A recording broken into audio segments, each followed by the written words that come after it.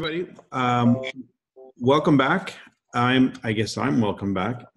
Back just this evening from London. Want to tell you, we had a fantastic. I think I had a fantastic trip, both in France and in London. Very energized. I feel very energized. I feel like the groups there are. It's like there's a new wave happening, like energetically speaking. So I was very pleased with the results out of France. They had a huge number of guests there, but even more so in England. I think they had 2-to-1 ratio of guests to consultants at the event in England. Wow. And they did a fantastic presentation. We're going to have to somehow encapsulate it, grab it, and bring it to you, because I thought they did one of the finest presentations. It was interesting. The information was interesting, but bullet points, but the kind of stuff that makes you go, this is probably something I should be investigating more closely. And there were guests, and the way the guests reacted, they stayed on. The energy of how the room is a buzz after an event, and that really went well. So it was just fantastic. So my hat's off to both the teams in France and in England, because I think, in fact, I was looking up the email that I got when I landed. Here it is, from Louise Coe, thanking me, but she said, let's see, news stories. Okay, so now you're back. Do say hello from us here in UK. We're now on track and looking to grow our Nikken business with a new sense of purpose. Look out for new voices, new stories, and new everything, growing from the energy we created together in the rooms. So it was, that's a great email to get when you land. So so I hope you're feeling that kind of a feeling where you're coming from. Before we turn our attention to Sherri, who I've asked to be our special guest speaker this evening, she was a guest speaker at the event in England, and I was so impressed with her presentation. I immediately texted her and said, would you please be on our call Monday night and share the same information? So she's here tonight to share what I think is really fantastic information, especially given the focus and attention right now on making the end of this year count, especially if you're going for a pinnacle, or you're going for just any of the number of incentives that are happening. How to really focus and draw to you the things that are going to help that get done. And a very just everything you share, Sherri, is going to be fantastic. I know the group is going to really love it. So give me a second to switch over. But I wanted to share something. I was given this gift in England, and I read, I guess, about 3/4 of it now on the flight back, and I think it's a book everyone ought to get their hands on. So I'm going to highly recommend it on this call. That if you at all are at all interested in invoking, let's just say, the law of attraction on a conscious level, because we're doing it 24/7 anyways, might as well do it on purpose. This book is from Greg Braden, and it's called Secrets of the Lost Mode of Prayer. And there's just, I want to read this part right here for you, just to give you an inkling of what he's talking about. So the first thing he starts with is the first secret, our lost mode of prayer. And then there's 2 other sections here that are very, very important, which deal with pain and its relevance in our life as a tool. But he goes with a Navajo Indian to a place because they're having this exceptional drought, and this Indian wants to perform a rain thing, prayer. And so they go, and he experiences this as part of his research. But so I just want to read you this as it is, because I wasn't prepared for what I saw next. I watched carefully as David removed his shoes, gently placed his naked feet into the circle, and honored the 4 directions of all his ancestors. Slowly, he placed his hands in front of his face in a praying position, closed his eyes, and became motionless. Oblivious to the heat in the midday desert sun, his breathing slowed and became barely noticeable. After only a few minutes, he took a deep breath, opened his eyes to look at me, and said, "Let's go. Our work here is finished." Expecting to see dancing or at least some chanting, I was surprised by how quickly his prayer began and then ended. "Already?" I asked.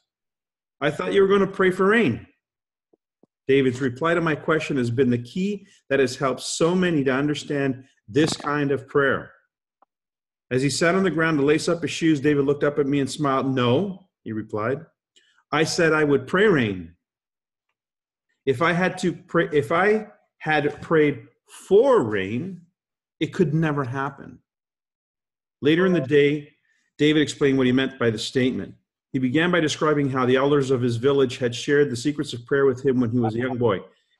The key, he said, is that when we ask for something to happen, we give power to what we do not have.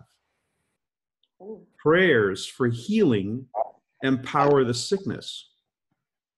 Prayers for rain empower the drought. Continuing to ask for these things only gives more power to the things that we would like to change, he said. I think about David's words often and what they could mean in our lives today. If we pray for world peace, for example, while feeling tremendous anger towards those who would lead us into war, or even war itself, we may inadvertently be fueling the very conditions that lead to the opposite of peace.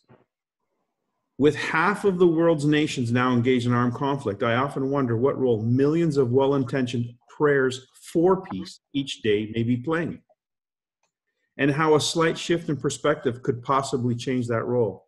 Looking back at David, I asked, if you didn't pray for rain, then what did you do? It simply replied. I began to have the feeling of what rain feels like. I felt the feeling of rain on my body and what it feels like to stand with my naked feet in the mud of our village plaza because there's been so much rain. I smelled the smells of rain on the earthen walls in our village and felt what it feels like to walk through fields of corn chest high because there has been so much rain. David's explanation made perfect sense. He was engaging all of his senses, the hidden powers of thought, feeling, and emotion that set us apart from all other life forms, in addition to the senses of smell, sight, taste, and touch that connect us to this world. In doing so, he was using the powerful and ancient language that speaks to nature. It was the next part of his explanation that touched my scientific mind as well my heart and truly resonated with me. Following the prayers of rain, he described how feelings of thanks and appreciation were the completion of the prayers, like the Amen of Christianity. Rather than giving thanks for what he created, however, David told me that he felt grateful for the opportunity to participate in creation. Through our thanks, we honor all possibilities while bringing the ones we choose to this world. This is so powerful. I mean, I've read 3/4 of this book, so there's so much more to this, but do you hear the difference? Yeah. Are you getting that? I'm not sure where this background noise is coming from, so please mute out so we don't get this background noise. There we go. Man, that difference is enormous. Now, I know, Sherri, you've got a lot of experience with the law of attraction, and you've also got a lot of results to speak for it. So I'm just going to turn the time over to you, and would you mind just going ahead and cutting the rug with what it is that you did the other day, because I was so blown away by it. I'm sure everybody else here will appreciate it, and I'm glad we have it recorded as well. Do you want me to, okay. Go ahead. You have notes? Yeah, I have notes. I kind of rewrote it because I felt like this was going to be not guest, so. Okay, fair enough. I can talk if you'd rather me talk. Do you want me to? I just want you to do cover the content that you covered the other day, because I think the way you covered it, the relevance of it, where people are at, the frustration, the struggles, and so forth that people go through. I mean, I think it's just really brilliant what you said. So take it away. Now, before you do, just so we have a bit of background, Sherri, you're a platinum with Nikan, and you hit the, you did a, help me out here. Paragon. I did Thank you. Remember, it's 2:00 in the morning for me right now. So you did a Paragon Award. Paragon Award, which and is then three silvers, and then Team Kaizen. Team Kaizen. And Paragon is 3 silvers inside of 3 months. And so for those of you who are, or those of you who have downline, you want to share this video with, who are going for these 2 months, November, December, to get platinum done, pinnacle done, and Team Kaizen done, all the rewards that go with that. This is really relevant information. So fire away, Sherri. So I'm going to start with something very relevant right now, and then I'll kind of go over some of my notes of what I prepared. My topic on Saturday was winning on purpose, and that is near and dear to me. So I want to tell you that I had I'm running for a lot for the end of the month. So I want to stay on Team Kaizen. So the way I'm going to get there, so if you're platinum already, you have to have a certain amount of volume every month. And I did not do the 3,000 every month. So it's 50,000 of group volume, open group volume. And so I basically have to go platinum between now and the end of the year. And I have 2 or 3, I'm still waiting. I have a soft commitment, but I have 2 very strong commitments. And the way I'm running for diamond. I'm going to put it out here on this call right now.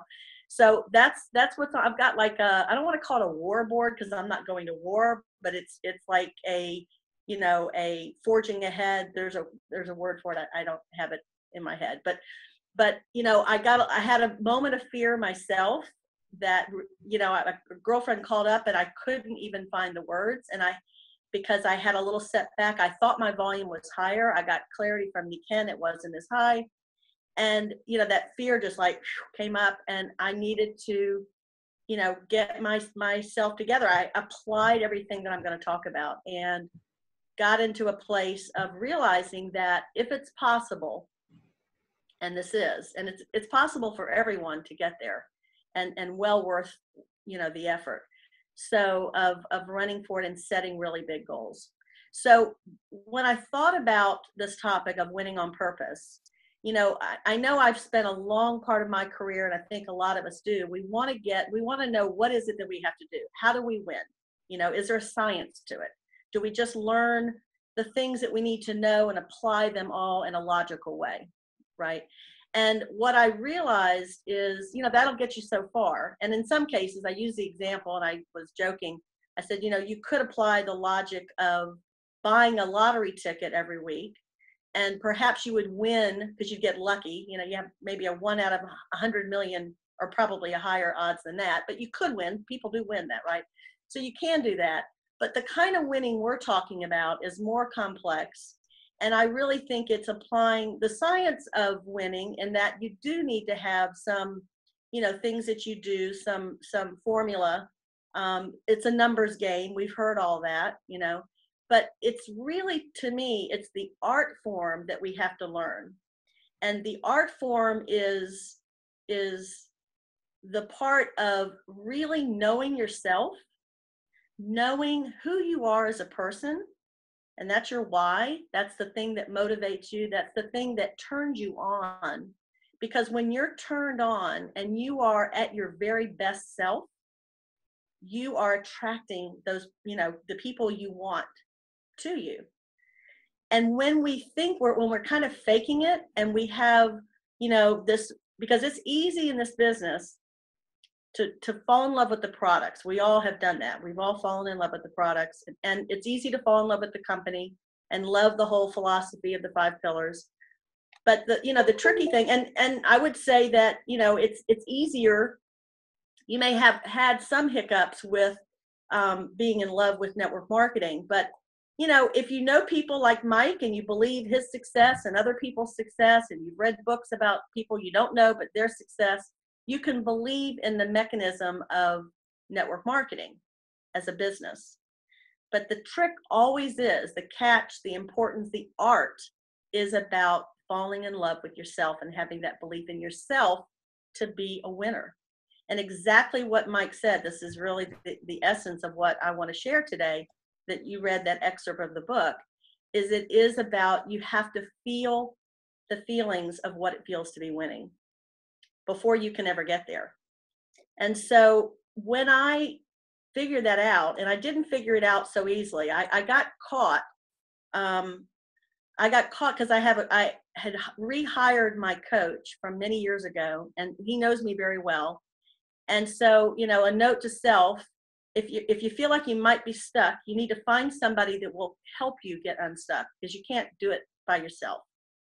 And so he called me on it. And, I was having a conversation earlier with someone and realizing this too, that it's so easy for us to get in our place of not believing in ourselves, which is all about fear. It's so easy it creeps up. So it's so sneaky that you can easily write it off as, you're busy. You've got family obligations, real things that people are depending on you. But what I realized myself is that if I had a job and I had all these things, it was no tragedy what was keeping me busy. My children were growing up and they were going to college and they were moving, and, it was all that kind of stuff. That's all natural stuff. I thank God didn't have any horrible tragedy. But I got so caught up in what I was using as an excuse that I got very comfortable being stuck, and I was hiding, and I call it my big comfy couch.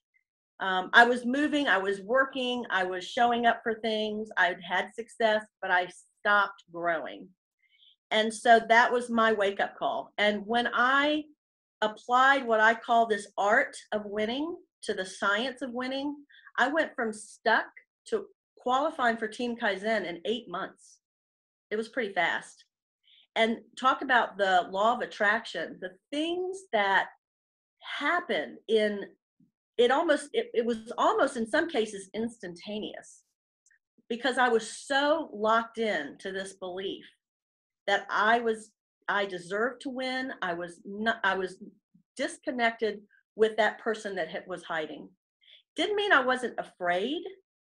I still get nervous. I had that fear block a few days ago. I don't think we ever get away from that, but it's understanding, when you understand how to shift from that fear place. And I think the trick is to catch it and catch it quickly. So that's really been a big part of my journey. And part of what I realized is that it is virtually impossible to experience a polar opposite at the same time. What I mean by that is that there's two emotions. Everything falls under, it's either love or fear. We could name off 100 different names for emotions, but there's only two categories. And you cannot feel fear if you're experiencing love. Try it yourself, you'll see. If you are in a place where fear comes up and you can shift into a place, and it's gratitude, Mike, I totally agree. You can, adopt a way that you start to think about being what you're grateful for. And I know many people teach this. You wake up in the morning with a practice of, either saying out loud or writing down 3, 5, whatever the number is, of things that you're grateful for, and going to bed and doing the same thing. But I don't think it's enough to have those rituals, at the beginning and the end of the day, because there's a lot of hours in between when we're waking that we face our fears. And so the catch is that art form is to develop ways that on a snap of your finger, you can shift back into your love story. And so I think we have to all rewrite our love story. I have a coach, the same coach that called me out on my shit, talks about the small stick figure self and the big stick figure self. And that's basically the same thing. If there's two emotions, we have two versions, two stories, and two versions of the stories that we tell ourselves. So when we go to these big events, or we read a book and we're inspired, or, we're caught up in something, in a vision, it's very easy for us to access what we love about life and what we love about ourselves. I hope it's easy for you. I hope you can get there, right? You've all been in Humans Being More. You've connected to that. Unfortunately, most of us operate more in the fear version of ourselves. That's the small story. And so, the challenge is to write yourself a love story, and to write, things that are the goals that you have. One of the ways that I one of the exercises that I love the most about and making the shift, it's called I am. It's a practice of I am. And it is, I think it's the closest thing we can to speaking to our highest spirit of ourselves. And I would challenge you all, it's late for some of you on the East Coast, not as late as it is for you, Mike, it's only a little after 9. So stay up and challenge yourself to write 100 I am statements before you go to bed. And I've done it so many times that now what I've learned to do is if I get into a place where I'm feeling my fear, I start saying it. I'll either say it out loud or I can say it to myself. And I go through, I am courageous. I am beautiful. I am strong. I am successful. I am happy. I am funny, and on and on and on. It doesn't matter. And you know what? If you did it 100 days, you'd probably have different versions of those words. Some of them would always show up. But that is about acknowledging, affirming who you are. And in terms of having a science and an art of winning, you cannot win. You cannot win from a place of fear. It won't happen. You won't attract the people. You won't stay in those connections. You won't do what you need to do because your thoughts and emotions and how you feel about yourself is everything. And it affects, everything in every relationship. So here's the thing you want to do. You want to catch when you are not only in a fearful place, like you're afraid to go and do a presentation, but catch yourself when you're feeling judgmental about you or anyone else. That's fear. Catch yourself when you are yelling at someone. Catch yourself when you're being short with people. That's all coming from your own personal fear. And so we have to start getting clear on how it shows up for ourselves, because that clarity is critical. It's only when you have that clarity. And the secret about that is that you have to be gentle with yourself about it. You have to acknowledge it and not judge yourself about being, about where you're feeling judgmental, really. So when you can find your sense of humor, your sense of humanness, then it'll show up so much more easily. And I think that's really the art of making a shift. It's that essence. I'm just looking through my notes to see, because I completely, I read the story that I think we probably have all heard, and it's so true, about the story of the grandfather who's telling their grandchild about the 2 wolves that are inside us.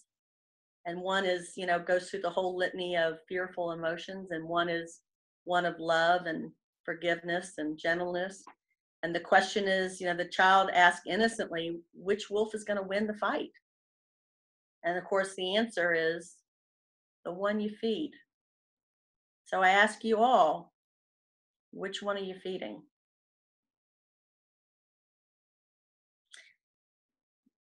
It's so powerful. And, I don't think I'm saying anything that people don't know, but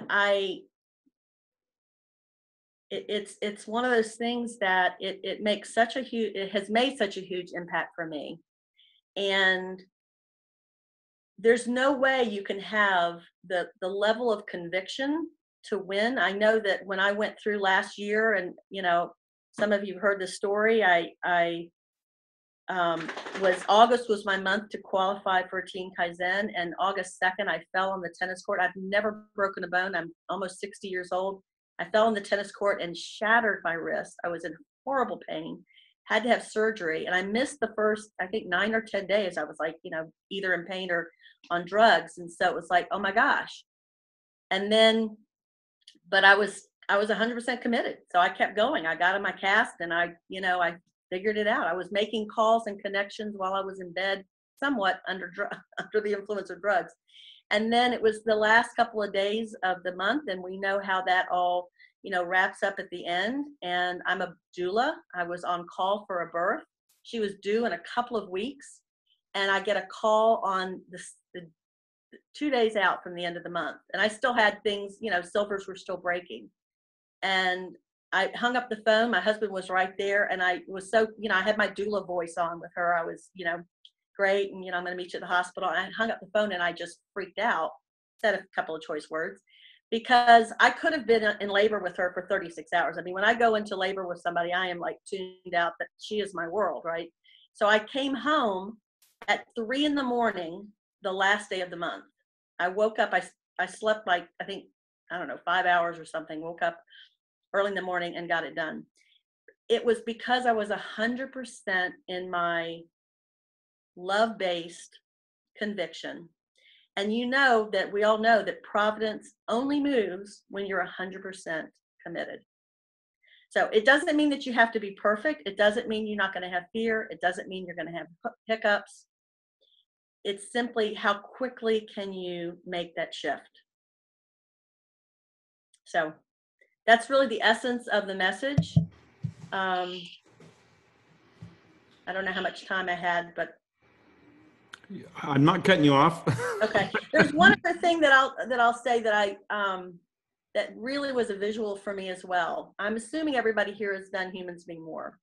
So my favorite exercise when we do the 2-day exercise is that, I don't know what it's called, but you're in a group of maybe 4 or 5 people, and you have somebody it's your partner throughout the group that is going to be your kind of angel that's going to whisper in your ear. And I don't remember if it's the right ear or the left ear. There's some significance to that. But you script out what it is you want that person to say. So we all know what it is that we want to tell ourselves, right? And we all then script the 2 naysayer, negative, and sometimes they can be quite descriptive. That is putting you down, that's saying, no, I don't believe in you. This isn't going to work, or whatever it is that you're saying. So we know what those scripts are. And I think that, what I've learned and gone through that exercise is that it used to, I used to pay attention in the early days. I really got caught up in listening to the negativity. And then as I evolved over the years, I remember then I would look at the people that were saying the negative, and I was like challenging them. And then the next evolution was to not even look at them and to kind of laugh. But I think we all can get really good at there's tremendous amount of noise going on. There's all this chatter. And yet if we choose to, we can only listen to that positive voice. So that's another tool that has really worked for me, is to catch that negativity. And I'm laughing at, I'm not even looking at it, making eye contact. I'm laughing at it and going back to that positive angel. So my final words are that if you've been around for a while, and some of you I know I've known on this road to Niken, it's not a yellow brick road to success, to winning. It's a bumpy road. It's not a straight road. It's got a lot of curves. If you don't fall on your butt numerous times, you haven't been playing hard. And so another book that I love is this book called Grit. And the book Grit talks about, they did research and looked at when they had, this was a corporate kind of a thing, of whether people were more successful when they had natural talent, or if their success came more from being tenacious, from being persistent. And the research was very clear that tenacity and persistence trumps talent every time. Now, that doesn't mean you don't need any talent, but it means you can learn everything you need to learn along the crooks and bumps of the road. So I challenge you all to write your 100 I am statements, write your own love story, develop a ritual, and a ritual is a habit with inspiration. So create a ritual around keeping yourself in your, we call it a BSF, your big stick figure self, that self that is full of your dreams and aspirations. Stay gritty, and you'll get to Oz. Whatever Oz means for you, it's there for you. Wow, thank you, Sherri. Are you open to some questions? Absolutely. Anyone? I just want to recap too the thing that I love, the story of the love story. We all have a love story. When you consider, for instance, when you first enrolled in Niken, what that invoked in you in terms of what you saw for yourself and potential, that you fall in love, that love story, and the idea of catching yourself when you're not in that space and moving yourself purposefully into that space quickly, which of course, if you have a life cycle plan, is one of the tools that we use for looking at and getting involved in the emotion of that big stick person. Those are your dreams, those are your aspirations. And if the science is true, and I believe it is 100% true, feeling is prayer. Feeling is prayer. And so, not words, not motions, feeling is prayer. That's how we speak to the nature of the field that we now recognize in science very much exists, that connects all things. So catch yourself, get into that love story as quickly as possible. And the gratitude piece of this, I like to say gratitude is the wavelength of God. You're connect, it's like the internet. You connect on a certain frequency. Well, that's the frequency. Gratitude connects you to the divine nature of reality, and it attracts. It's like now you have a real full signal strength, and you're able to retrieve the information or whatever it is that you need to attract. So really good stuff. Anyone have a question for Sherri?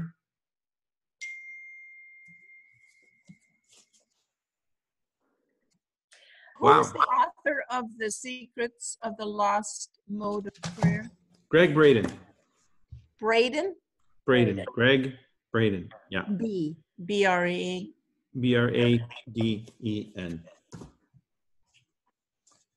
And Grit? What do you know the author?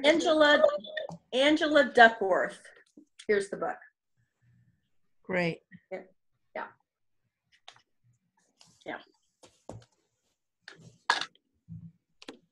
Okay, well, Sherri, it looks like you've done such a bang-up job that people don't have a question. It's Oh, good. I would like you to say a little more about the love story.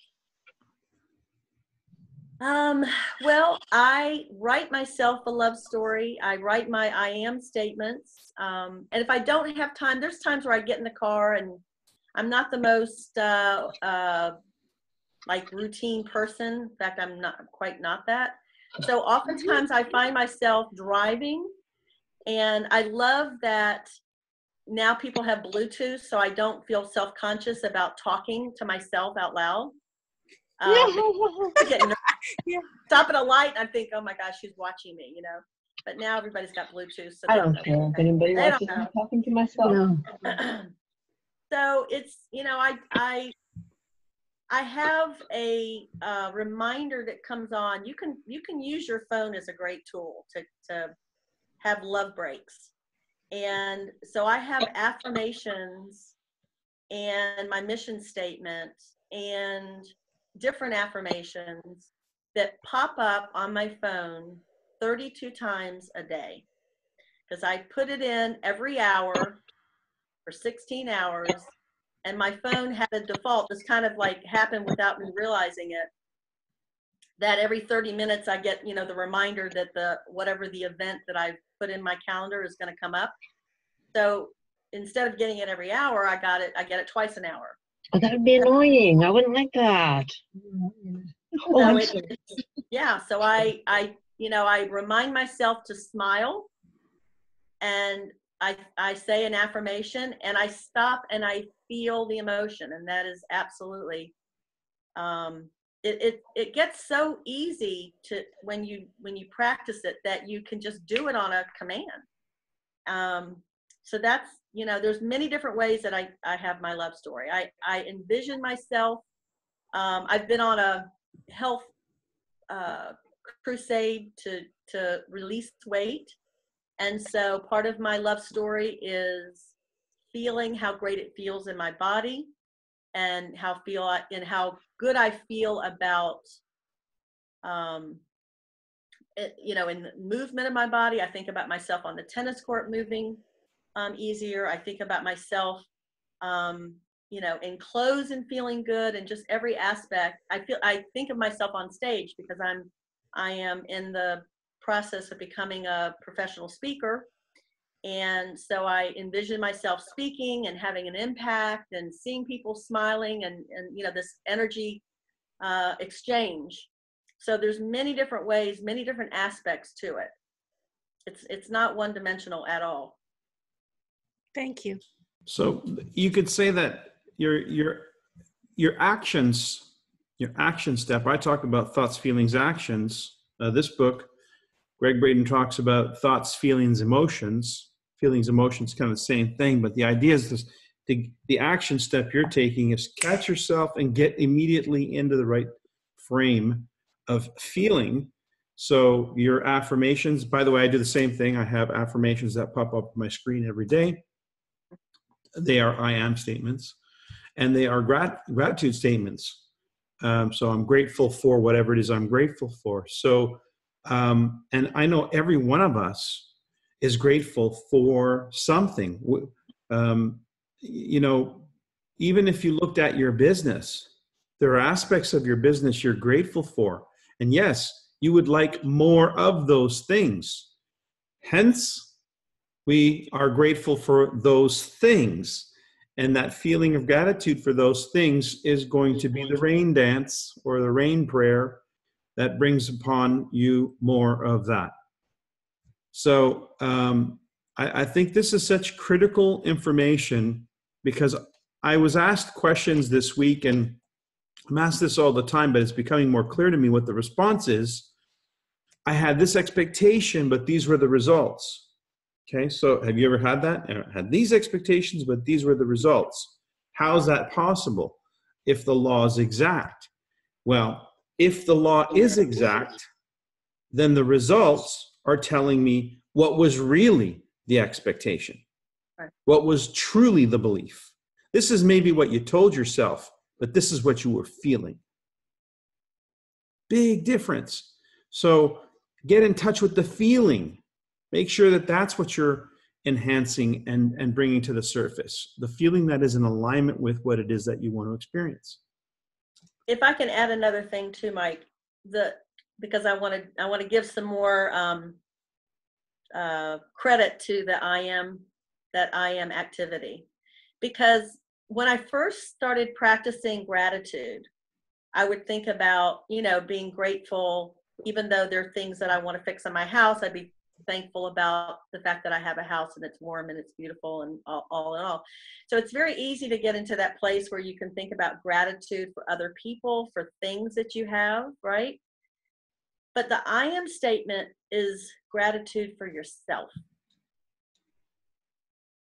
And so that is, again, that love story about being grateful. And I think it's the little things that we do. It's easy for us to get caught up in, the big celebrations, when we have the big wins, when we win we get the new rank advancement, or we win a qualification, or, an incentive or whatever. But there's all those little steps of feeling like a winner, feeling like you're, in that energy that you want, that happens, that's going on all day long. It's the choices, it's the thoughts we have and the choices we make because of the feelings that we're connecting to. So it's, look for all those ways that you can celebrate every time you do something that feels like you're winning, that you're a winner. feels like you are, being the best person you want to be, do your little happy dance, say out loud what it is, what you're grateful for yourself, and see if you can't create a thread of that throughout the day. That's brilliant. Anyone else? 3 minutes. You gonna say something? Hi. I just want to say that I've worked with Sherri for many years now, and she absolutely lives what she's talking. And I've been very impressed with her commitment to herself. And it shows obviously in her business, all the awards she's won, and how she's on track for not just in NECAM, but in her doula work and in her speaking training and so on. I just wanted to acknowledge that, it's been a joy to be on that journey with you, Sherri. Back at you, Miss Maggie. I'm a lucky girl. Well, fantastic. Well, I think this brings our call to an end. I'm thankful, Sherri, for your sharing with us. Like I said, I was thrilled to hear your comments at the event in England, and I just knew that this is something we want to share with more people. I'm not sure what I'm going to call this one. I think I might call this one Sherri Danzig and her love story. So A love story. A love story. All right, everybody. Love story sell. You guys have a wonderful evening, a wonderful week, and be grateful. Thank you. Thank you. Good night, Good night. everyone. Get some sleep, Michael.